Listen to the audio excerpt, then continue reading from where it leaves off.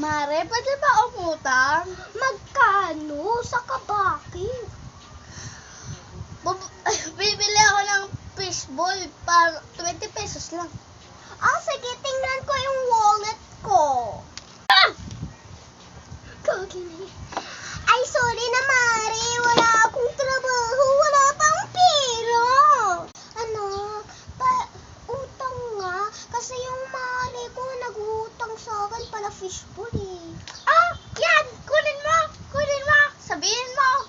Saksak niya yan sa bunganga niya! Sige, bibili na daw siya. Bye-bye! Tot! 5 minutes later!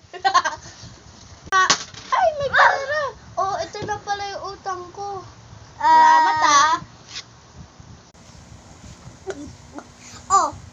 Visit kasi Mare ko, umiinom ako ng wine, tapos biglang may nahulog. Tapos biglang may nahulog pera sa bibig niya. Diba ang sipa? Tapos nalaglag daw yung company niya, nag-bankrupt.